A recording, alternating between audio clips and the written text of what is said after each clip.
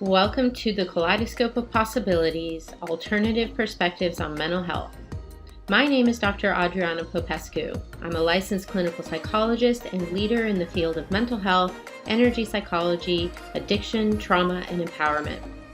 In this podcast, we will be exploring mental health from a variety of perspectives, from the spiritual to the shamanic and beyond.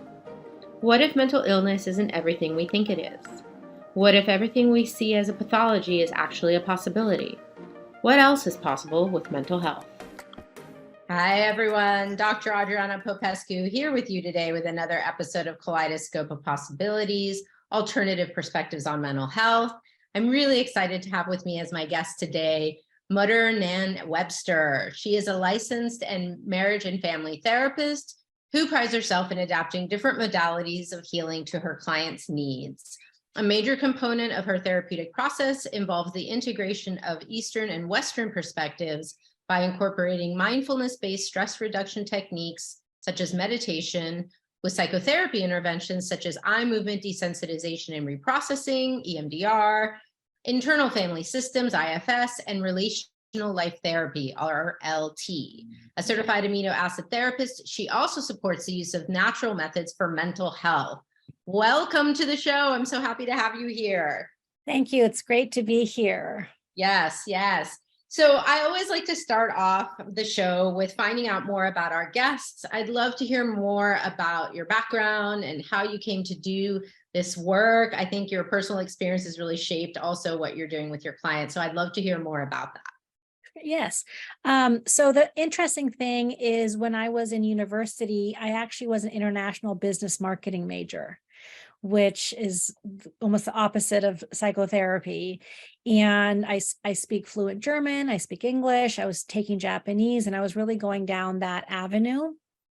And at some point, 2 years into it, I decided I didn't want to do the cutthroat world of business. And so I looked into what are some different things that I loved and what I liked learning. And I came to the idea of I wanted to help people. And so I ended up switching my majors and went into counseling, or it was actually home ec back then. It was under that school, which is hilarious. No, I did not do sewing and cooking, for you old timers who know what home ec is.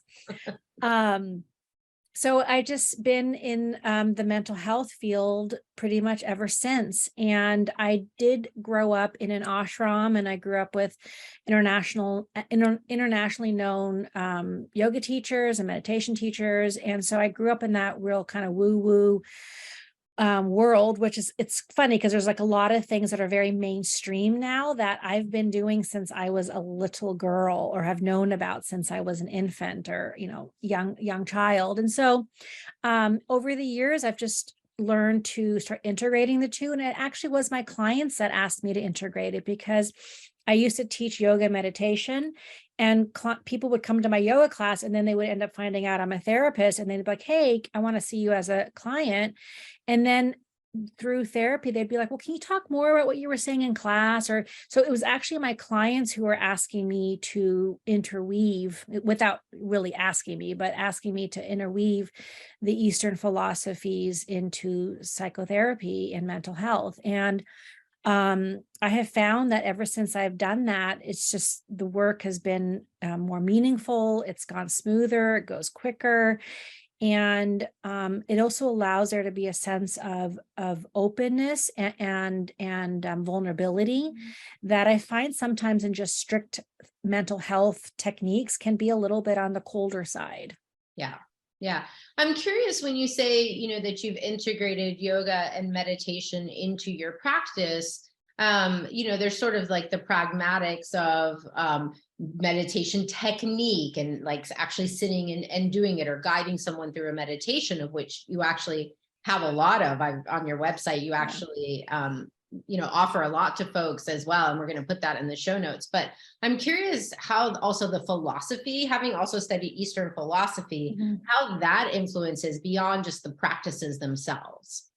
Yeah, so some of the things that I integrate is the concept of Shakti and bhakti.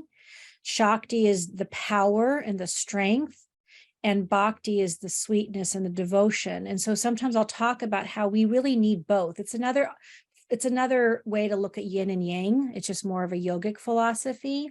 And then the other thing too is the perspective of the mind, and how the mind is really an entity that is part of our life, and it's an organ like all our other organs, but we give our minds a lot of power. And one of the things I talk about often with clients, especially I'll weave it into cognitive therapy, is the idea that the yogis believe that the mind thinks in contrasts: right, wrong, good, bad, stop, go. And so I'll weave in some of the philosophies that Eastern philosophy looks at around our mind and how it thinks in contrast, and how that shows up in our life. And then I often will then weave in this concept that I've been developing over the years of lenses. So like, have you ever, when you go to an optometrist, like, is it A or is it B? Is it C or is it D? And I basically say that all of our past experiences, especially if they have a traumatic imprint on us, it creates a lens. So sometimes in our life, when we're really reactive, or we're out of control, or we feel like nothing's working, we could be wearing 4 to 5 different pair of glasses simultaneously. So if you were just to go pick up a whole bunch of glasses and put them on of different people's, prescriptions, you wouldn't be able to see through it. It's the same with our emotions. When we're looking at, our partner might say something like, "Oh, I just need you to leave me alone right now." And the person might think like, "Oh my God, they're going to abandon me. And oh my God, they're trying to control me. And oh my God, they're never going to speak to me. And oh my God, who do they think they are?" And like, that's a whole bunch, there's a few lenses. Right. So you can't actually hear, like, you remind yourself, this is someone I love. Yes, maybe the delivery was a bit poor, and they're trying to ask for a timeout. They're trying to regroup themselves. But because we have these lenses, we can't always hear it.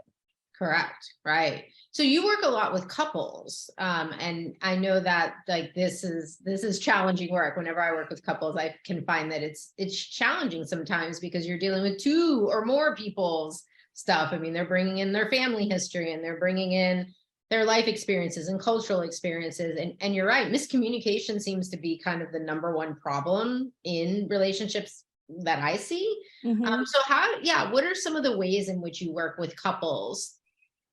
So I do, as you mentioned in the introduction, I do RLT therapy, which is relational life therapy. And it's a model that was developed by Terry Real from Boston. And it's a great model. I've studied with him for about 13 plus years. And you're right. The #1 thing couples bring to therapy is communication issues. And that's usually right at the top. And what we do is that I work a lot on perception. And so, meaning that there's facts, and then there's what you make up. And that's a perception. That's your perspective of what happened. It may not be true. And so I'm often working when I'm working with couples, is when something's happened, like if something happened that week, we'll work on working through it.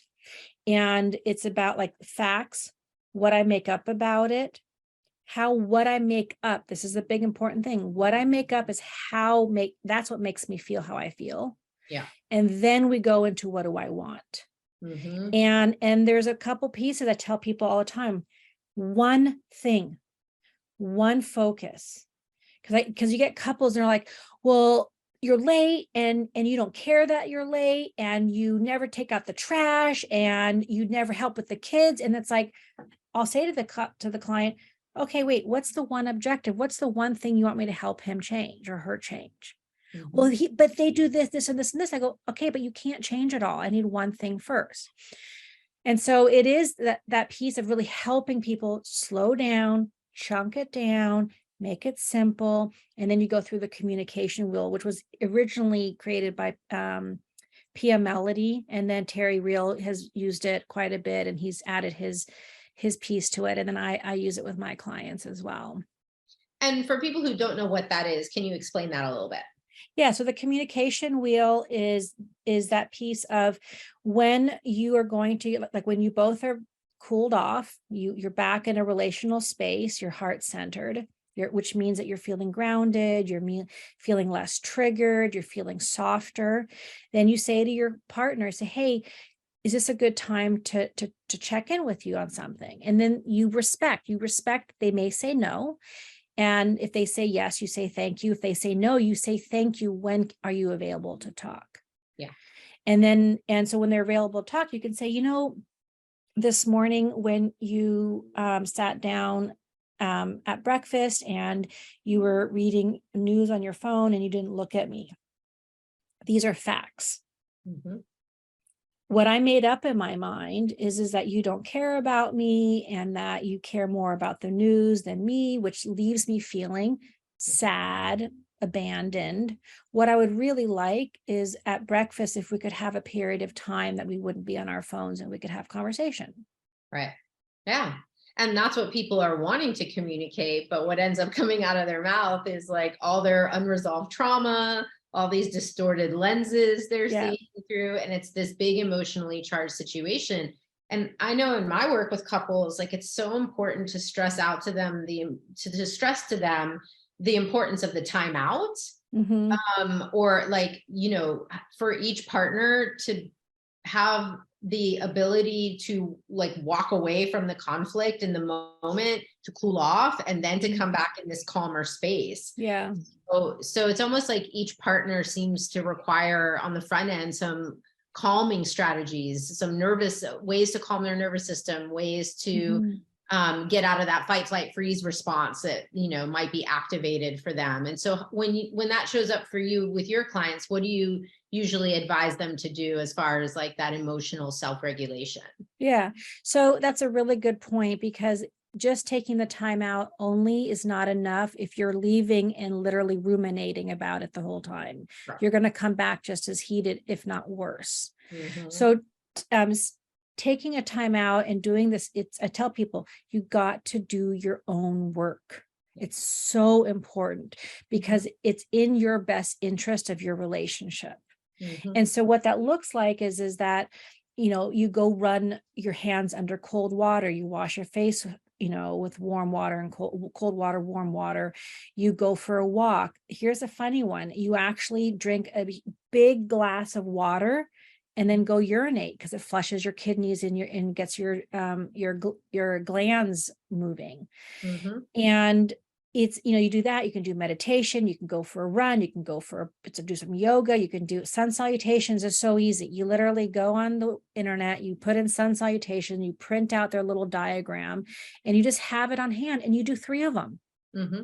If you're really, really freaking out and you're just like completely beside yourself and you can't calm yourself and you're like wanting to pursue them, like sometimes that can happen. You want to pursue your partner, hop in a cold shower. That shocks your nervous system. While you're in the shower, you rub your whole body, because what happens is the skin will prickle, and what that does is it brings the blood flow to everywhere in your body and distributes it.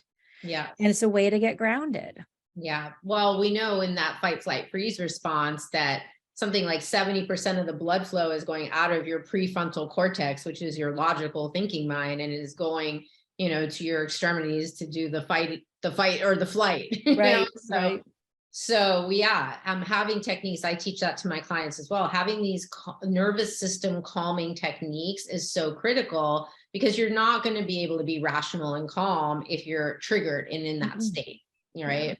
Yeah. And one of the things Terry often says now, it's not just fight, flight, and freeze. It's fight, flight, freeze, and fix. Oh, fix. Yeah. Yeah. Especially in couples, like there's always one person who wants to really fix the other person. And that still is a response to your anxiousness. Yeah. Like, I don't feel safe until I fix this person and they're right. Yeah. Yeah. Which good luck with that. Right. Right. Yeah. Okay, so you mentioned trauma before, and we are talking about this fight, flight, freeze, and fix response. So when you're dealing with couples or clients who have a history of trauma, how do you work with that? So when I work with couples, there's a couple things. One is, depending on how regulated they are, if they're pretty regulated and they can really connect to their wise self, even though they have a triggered part, then I will do the work with the couple, with the spouse or partner watching. And so what will happen is I'll say to the one partner, is it okay if I work with him or her? So I'm getting their buy-in that I'm going to be solely focusing on them. And so I'll look at them, I'll say, that is it okay if I continue this work with so-and-so? And they usually say yes. I say, okay, thank you. And then I say to them, please put up your one-way mirror, which means that they're going to put up a bubble around them that they're able to see through it, but they're able to choose what they allow in, where they lower their boundary, and what they allow to bounce off of that mirror. Because it could be, while I'm working with one person, that what they're saying may trigger the partner. And it's really important. This is when you're teaching them to stay in your wise self, put your one-way mirror up, and hold the boundary. You don't need to take on what they say. If it's not true, then let it bounce off. Right. And so when I work with the individual, then within the couple session, there's a variety of things I might do. I might do some somatic work, which is the IFS work, where I'll have them close their eyes and they'll go within, and we'll find the part, an emotion or a feeling or a sensation. And I will guide them through that process of doing the IFS work, which is talking to the inner parts and building internal trust. And when you do the work with one person with the partner watching, it can create a real sense of connection and compassion. They might realize, like, oh, when this person reacts this way, it's actually their triggered adaptive self, which is trying to protect them. Or like, oh, when they react this way and are so wounded with what I did, it's not all me. It actually comes from their own past. And it helps the person be more compassionate, not take it so personally. Yes. Yes. When I do EMDR in a couple session, I will have the other person who's not doing the work look away when I'm reprocessing, because as you're reprocessing with the client with your fingers or with a light beam back and forth, if they're watching, even though you haven't set up the intervention with them, they'll start to reprocess. So I ask them to move their eyes away and look down to the ground, or look at a picture or something else in the room until I'm done reprocessing. And again, it allows them to witness what their partner is doing in their deep healing. Yeah, which is so unique, right? Yeah. Like, it's not often that the couple, like that one partner would get to witness, the other partner doing that kind of trauma work. I think in conventional couples therapy, they might say, well, go get your own therapist, do your own work on yourself, and then we'll come back together as a couple and, work together. But I think this is really a more unique approach that really I can see could be really powerful. Yeah, so that's it is. Cool. Yeah. And it also reinforces building trust and compassion and curiosity in a relationship. Now, I wouldn't do that if I'm working with a couple who's really just on the outs. You don't know if they're going to stay or leave. You gotta, as a therapist, as a clinician, be mindful of that. The other thing I do tell my couples is whatever is said in here cannot be used as collateral. You can't be like, oh, well, yeah, our therapist says that you're so controlling and you're doing that right now. And I say that if you do that, you're undermining the work that I'm doing, and then this won't work. Right. So it's as a therapist, we have to set boundaries of, this is what I'm expecting of you. If you want me to help you with this is what I'm expecting. Yes. And sometimes we have to role model that for our clients, because our clients don't know what healthy boundaries are, and certainly don't know how to set them or keep them. Yeah. So, now, you mentioned two techniques that maybe our audience isn't familiar with, EMDR and IFS. Can you tell us a little bit more about each? Yes. So EMDR is the bilateral stimulation, which was, I don't know the exact story, but it was created by a therapist many, many years ago who was working with a client, and they found that when they were in distress, their eyes started fluttering back and forth. And they found that when that happened, the client started feeling better. And so EMDR has been around for, I think, 25 plus 30, a long time. I think it started in the 70s. Oh yeah, Yeah. so maybe, yeah. So, but it's really popular now, but it's been around for a long time. And so they've done a lot of research, and basically EMDR is recreating REM sleep. Mhm. So when, the easiest way to kind of describe it, if you have a dog and when you're sleeping and sometimes you can see their eyes moving, or they're kind of like their foot's moving, and you can see they're like really active in a dream, Mhm. that EMDR is recreating that REM sleep. And they have found through studies that when you're in that REM sleep, you're actually emotionally processing life better than you do when you're not. And here's an interesting thing. Most people, when they're in major trauma, drama, guess what gets affected? Their sleep. Yep. So you're in a traumatic experience, or you just had one, or you're having an argument with your partner or your kids, or you're worried about something, and you find that you're not sleeping very well at night. This is going to perpetuate the problem you're in. This Mhm. is why people say, like, it's so important to get sleep. It's so important to figure out how to get that. So when you do EMDR, you're recreating that REM state in the session. And you can't just like do it automatically. There's a series of questions that you ask to set up the session. Mhm. And I studied this years ago. And so I sit down, and usually the way it goes is that you would pick in a memory. And in the way I describe it, it can't be like a whole memory. So let's say your parents were, you grew up with parents that fought a lot, like violent fighting. Mhm. You wouldn't sit down and do an EMDR session on the whole fighting of your parents. Sure. You would think of one specific memory. Like, I remember this one time when my one parent was choking the other parent. It's a very Mhm. specific memory. We would break it down, and I would document it, and then I would ask a series of questions that would allow us to set it up so that Mhm. we can start reprocessing it. The Mhm. amazing thing is, once I reprocess with clients, and I think most practitioners have this, their memory starts to change. Yes. So it's not hypnosis. It's not that you suddenly just forget and have amnesia. Right. It's just that your perspective changes.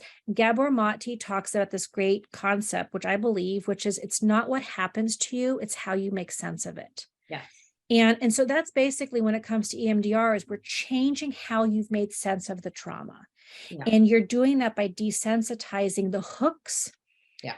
that have hooked you, that you have been carrying around for 10, 20, whatever years. Mhm. So that's EMDR, kind of like a short introduction. Mhm. And also with EMDR, you can do the bilateral eye stimulation. You also, some people do headphones where it has a beep, beep, beep on each ear, and you would move your eyeballs with your eyelids closed, back and forth, back and forth. Or you can do buzzing in the hands, which is a buzz, buzz, buzz, buzz, and you would do the same. They have lots of amazing devices out there. I still, to this day, still just use my hand. Mhm. For me personally, I sit a little closer to my clients, and I really appreciate and respect that closer connection with my clients. And I'm taking them on a very deep journey. And for me personally, to have a light fixture and sit, away, and just kind of sit there taking notes, I Mhm. feel like it may not bring me so close into what the experience is for my client. So I Mhm. personally still like to do that. Yeah. So it sounds like you're also seeing a lot of clients in person, that maybe Yeah. you're not doing this so much over a video screen. No, yeah, I would say more than half my clients are in person right now. And I have done it on screen as well. I've Mhm. learned that I just kind of there is like a device you can get. I haven't gotten it, but I've moved my screen to the side, and I can still do that. And I advise them, like, when I'm moving, always like extend your eye out. So it's not just a little bit of a movement. You want to try to get a bigger movement. Right. A bigger range. Yeah. Yeah. So I practice brain spotting, which derived from EMDR. And yeah, on the screen, it might end up being a spot they're looking at in their room, and it's not on the screen. But one of the things that I've noticed from brain spotting is, it seems to me, and I don't know if there's been research yet on this, but it seems to me like the brain waves, something about what we're doing with that, the visual cueing and with the auditory, left brain, right brain stimulation, is that I think we're getting people's brain waves slowed down, right? Mhm. Which would be also with REM sleep. Like, I think we're getting more into like the theta wavelength. And I also know the theta wavelength to be, what our brain is primarily emitting when we are in a hypnosis or in a deep state of meditation. Yeah. Or also what they've found is with children up until the age of about 7, they are primarily also emitting theta waves, which means they're in a highly hypnotizable state. So I find that all to be really interesting, in that if we can help our clients access these states, they have more, it's easier for them to have access to this emotional stuff, unresolved traumas, whatever, to process those emotions and release them. And then their perspective can shift because there's no longer the fear, the upset, the emotion, whatever. Do you resonate with that? I'm curious. Yeah, no, I think that's super fascinating. There's actually a yogic philosophy that it is at age 7 that society has more of an imprint on a child. So they say from conception until the age of 3, the most important teacher is the mother. And from age 3 to 7, the most important teacher is the father. And at 7, society kind of takes a hold. And that basically the imprint that a child has for the primary personality and growth is really those first 7 years. So that's really fascinating to hear that they release those waves. Yeah. And I think too, what I like about where science is at is that with the ability to image people's brains and measure brain waves and things like that, these more ancient or traditional healing practices are actually getting scientific validation, right? Yes. Because we can see that having people do these eye movements, having people breathe in certain ways, having them meditate or tap on acupuncture points, whatever it is, we can see measurable changes in the brain. Yes. We know something is happening now. And I think that's great because it's helping to move these techniques, these more holistic, some Eastern influence techniques out of the woo-woo that it was we were growing up to something that actually has scientific backing. Yeah. Yes, the Dr. Amen Clinic does brain scans and they look to see what your brain looks like, and they can tell if it's a depressed brain or an anxious brain or addiction issues. And he did a brain scans for a research study on a meditation called Kirtan Kriya. And he found that before and after the brain did change, that it was actually more of a happier brain. And in Kirtan Kriya, there's you do chanting and you're tapping on your fingers and you're doing a whole sequence for about 12 minutes. Yep. And I saw him present over 10, 12 years ago on this meditation. It was really fascinating. Yeah, there's a lot of research coming out on how meditation permanently changes the way the brain functions, just like I think EMDR, brain spotting, and all these other techniques do as well. It's almost like we have the ability now to rewire the brain. Yeah. And that's the thing, people ask well, how long should I meditate, or how do I know? And it's just look, 3 minutes, studies show 3 minutes lowers your blood pressure. So I tell people you get a sticky note, you put it by your bed, you put it on your mirror, and you just have it says on there, did you meditate or meditate today? And you just pause and you just do it for 3 minutes. A lot of times people don't know, well, how do I meditate? I can't sit silently. And there is something called relaxation-induced anxiety. And that's for people when they get still, they actually feel worse. Yes. So people like that, the best kind of meditation is the chanting or movement meditations. So if you're Christian, you find a prayer that you really love and you literally repeat it. You just sit and you repeat it. If you're open to other sound currents of other religious beliefs, or from Eastern languages like Hindi or Punjabi or Sanskrit, then if you feel comfortable, you could just repeat again. There's one called Hummy Hum Brahm Hum, which is we are one, we're all connected in one. And it's hummy hum brahm hum hum, and you're just reciting it again and again for 3 minutes, for 7 minutes, for 12 minutes, for 2 minutes, for 7, it doesn't matter, but the idea is just to do that. And science has found that when you chant, your sound current comes out of your mouth and it goes into your ear and it hits your eardrum, and then it bounces your hypothalamus, and then it relaxes you. So there's a reason that it's good to chant out loud. Mhm. And I often tell people, like, if chanting is really strange to you, or you're religious, you're Jewish, or you're Sikh, or you're Muslim, or you're Christian, go to your faith. There's lots of prayers. Mhm. Find one that you really resonate with, find some music on it, or even just record yourself on your phone and loop it. Yeah. And chant along, because it's going to calm you. Meditation also has been scientifically proven to increase the GABA level in your frontal lobe. And Mhm. GABA is an amino acid that we can ingest. You can buy it at the store. I actually recommend it to clients for anxiety. Mhm. And you can do the meditation and then create natural GABA in your brain, which Yeah. helps you feel calmer. It's really fascinating what we now know, right? Yeah. So you're covering a few things. I want to come back to IFS. Yeah. I'm not going to forget. But now that you're talking about amino acids, I know that this is something you're also doing in your practice. Tell us a little bit about that.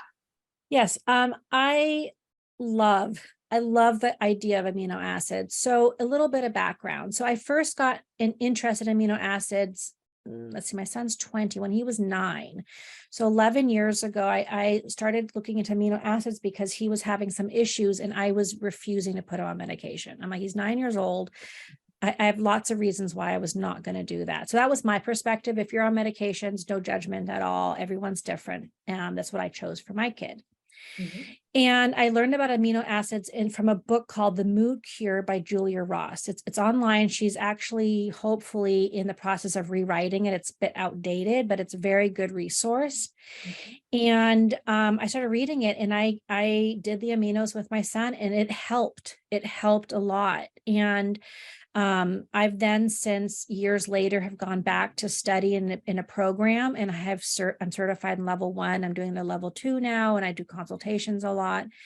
And I've learned about amino acids, which are there are these aminos that help the neurotransmitters to connect.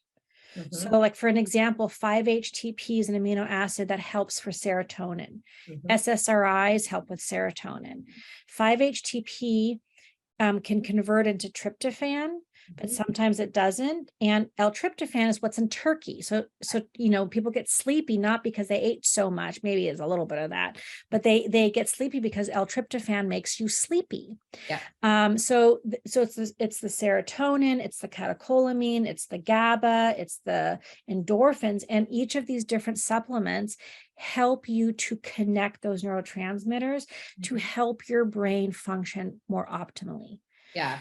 And people have lower, there's a whole conversation on why mental health is worse now than it's been in the past, or if that's even true. Mhm. But the thing is that diet, continued stress, working so hard, and not having a relief and not having that downtime is going to increase depression, anxiety, and many other issues. Right. So I have found, which is amazing with amino acids. And on a side note, if you ever want to do a psychiatrist who does this, they're called a molecular psychiatrist. They're hard to find, but there are a few of them in the country. So I don't know how many, but it's few. Mhm. So when I work with a client doing aminos, it's so amazing because when we go through a series of questions and they answer them, and there's like a code, and it helps you be able to monitor and see the change. I'll retest them again. Mhm. And we literally do trials in our session. And I have seen a change in clients in sometimes 1 minute right in front of my face. Yeah. I had a Mhm. client once, she came in and she was hysterically crying and she was on disability and just was weeping all the time. And I gave her an amino acid. I gave her DPA, known as D-phenylalanine. And within a minute, she stopped crying. Yeah. Wow. And she was still upset, but now I can work on the cognitive issues. Now we can work on the things that are bothering her or she's stuck in. But when you're so distraught, you Mhm. can't work on anything. Right. Yeah. And so it's just amazing. And she's been taking them for months and she feels amazing. She still has issues. She still has problems and she's working on them. And though she's a lot higher functioning. Yeah. That's amazing. And this is the thing too, coming back to, our more fragmented medical and mental health system, which is, go to this doctor for this, go to that doctor for that, and so often, I will recommend to my clients, like, you're having these symptoms of depression, and we're working within my scope of practice, even with my holistic techniques, and we're maybe still not seeing a whole lot of significant change. Can you go to the doctor and get just a regular blood workup, or maybe going to a functional medicine doctor or a osteopath, or maybe a naturopath, somebody who will look at these things. They have tests. They can actually check your neurotransmitter levels and your hormones, and I don't know, they can measure all kinds of things now with the testing. And let's rule out that there, maybe an imbalance of some sort that really is a chemical imbalance, but beyond just what psychiatry is looking at. Right. No, for certain. Like if you have IBS, that's going to affect your mental health. And it doesn't matter how much talk therapy you have. If you're not getting your IBS functioning better and under control, you're going to feel like you're hitting a wall. If you have a thyroid problem, if you have you're not eating enough. Like I have clients that'll come in 11, 12 o'clock, 1 o'clock. I'm like, have you eaten today? No. And I'm just like, well, you're not feeding your brain. Like, it's not just about food in your stomach and releasing your, roughage afterwards. It's literally medicine for your mind, for your brain. Yeah. And people who have anxiety or depression should be, and I'm going to use the word should here, should be eating protein every 3 to 4 hours. Mm-hmm. And you should be eating the size of the palm of your hand. Mm-hmm. If you're in severe depression and anxiety, you should be eating it maybe every 2 hours. Yeah. Omega oils really help with anxiety. You take it twice a day, always with food, because it's considered a food. And I do, like, I'm not a doctor, and I tell people, like, I am certified in this, and these are recommendations, but these are things you can buy over the counter. And of course, you can always check with your doctor to, if you have any issues or questions about. Yeah. And, I myself, as someone who has always had sleep issues most of her life, when I was taking pharmaceutical things like trazodone, I would be left in the morning with this hangover, this kind of icky feeling. And when I switched over to 5-HTP and eventually got on L-tryptophan and GABA, I actually take L-tryptophan and GABA, and at times have taken ashwagandha. I've experimented with a number of things. I sleep like a baby. I fall asleep. I still wake up in the middle of the night, but I'm able to fall back asleep, pretty easily. And there's no hangover, no side effects. And I just feel better using, more natural for myself. Again, just a preference, but I find that the natural products work better for my body than some of the pharmaceuticals that come with a lot of side effects. Yeah, I totally agree. Yeah, I totally.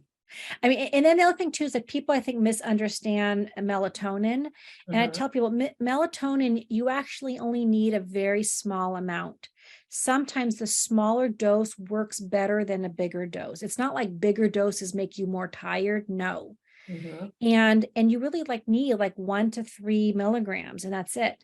And here's the thing, melatonin is only to help you fall asleep. It won't keep you asleep. What helps you stay asleep is what you were taking, the L-tryptophan or magnesium fisonate.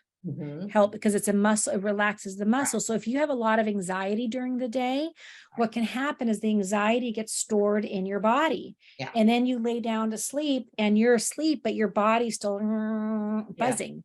So taking L-tryptophan, GABA, L-theanine, magnesium citrate, it all helps, fisonate helps to relax the body and the mind from anxiousness. That's really fascinating. Do you have any resources you suggest for people who want to find out more about this amino acid therapy? Yeah. So I would check out the book, The Mood Cure, The Diet Cure. Trudy Scott has a book that, let me think of the name. Maybe I'll have to email it to you and you can put it in the show notes. Yeah. It's really good. I think it's like diet and anxiety, and it has really the whole gamut of what to do for anxiety.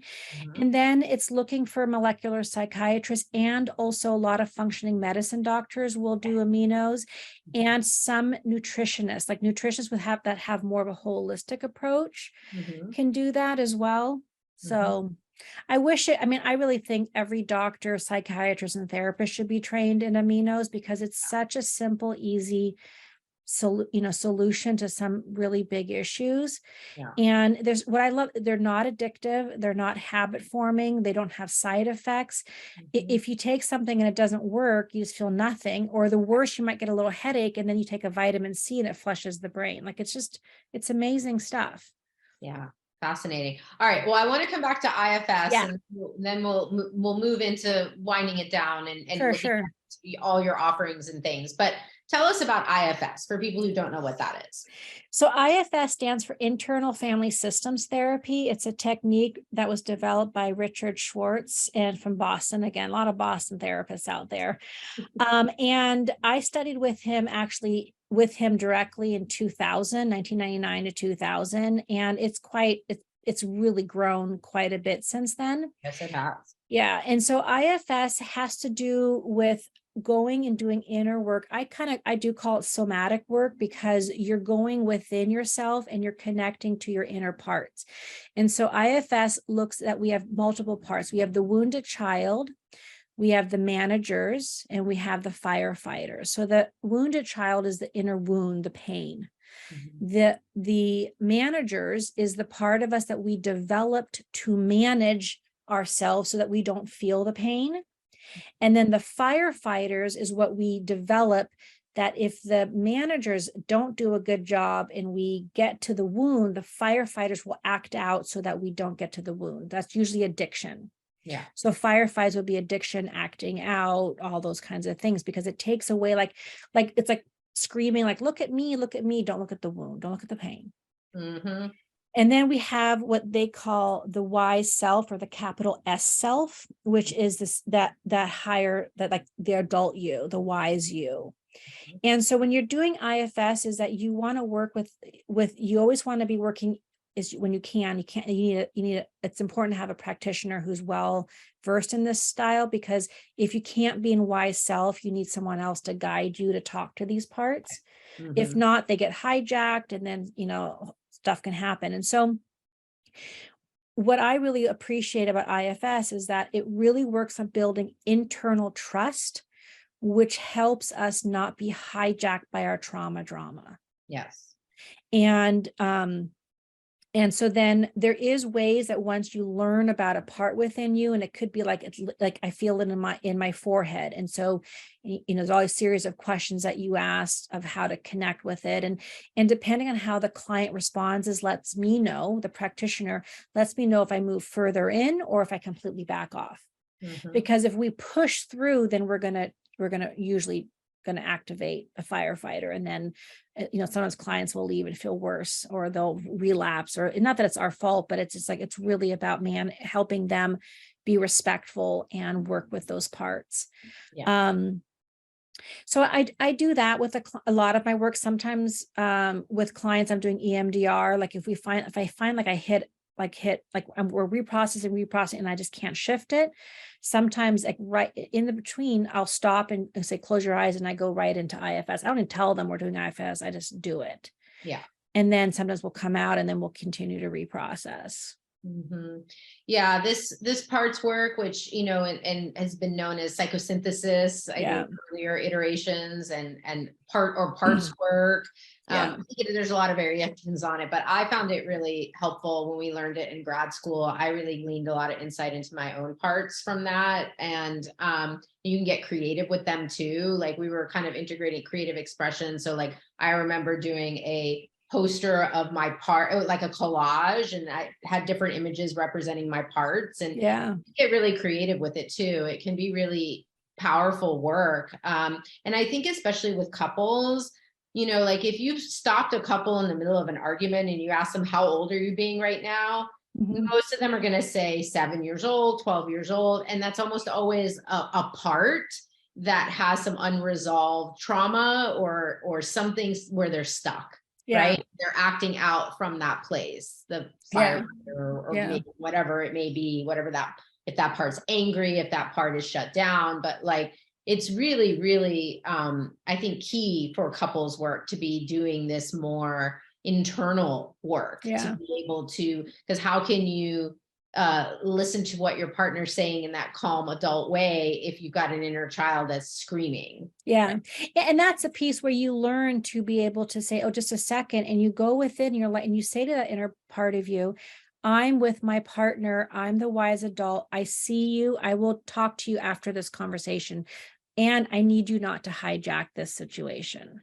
Mm-hmm. Because why do you do that? It's in your best interest of your relationship. If you unleash your inner wounds and anger and trauma onto your partner, you're just going to be stuck.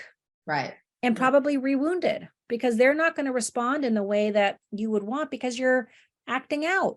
Right. Right. And this is the repetition, compulsion stuff that good old Freud talked about, like doing this thing over and over and over again, expecting a different kind of result and not getting anywhere, but re-traumatized. So and we tend to be attracted and fall in love with our unfinished business, which is the whole imago. Mm-hmm. So it is that sense of, just because your partner triggered you doesn't mean they are trying to trigger you. And it's really looking at like, okay, what am I making up? What is coming up for me? Am I projecting it? This person I love, is this really, like, my perception of them really true? Right. And if you're just reactive, then you're not in your wise self. You're in a reactive self. Right. Mm-hmm. Yeah. People just don't understand that. So that's why I think it's so important we're having these conversations and getting this info out there. So you have lots of resources. You have a book, you have a workshop, you have sessions. How can people find out more about all this and what you have to offer? So I have a website, Madhur-Nain.com, and on there I have over 60 plus meditation singles, and my book is on there. I actually have the second edition coming out in about a month-ish or so. Mm-hmm. And I'm really proud of the second edition. And then I have a workshop that actually launches this month, but it hopefully will be on my website as a self-paced, and it's actually a parts workshop. It's called Soul Self. Mm-hmm. And it's about, I'll be walking through all the participants how to connect to the inner child, how to learn who they are and the stories that each of them have, and how you come out with a set of your own emotional nesting dolls. So I'm really excited about that. And I'm on Instagram, just Madhur-Nain, and that's probably the best way to find me. On Spotify, YouTube, all my music is there. Yeah, you have a ton of that too. You're quite prolific with all of that. So that's wonderful. And I see maybe even a painter or some. No, my very dear friend painted this, and so she was going to paint over. I said, no, I'll take it. So it's my background. Love it. I love that you've integrated all these wonderful techniques and the wisdom of traditional cultures. I'd love to see our field evolve with more of that. I agree. Include more of that. Any final thoughts for us today? I'll leave you with my favorite quote, which is, it's not the life you live, it's the courage you bring to it. Oh, I love that.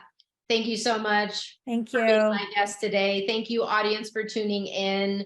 If you like this episode, please do rate the podcast, like it, comment, share it, whatever you need to do so we can get this out there in the hands of more people who are seeking and looking for something that's going to help them. And I think some of these tools we've talked about today are really, really amazing and powerful. So please do share. Thanks for tuning in, and I'll see you next time on Kaleidoscope of Possibilities.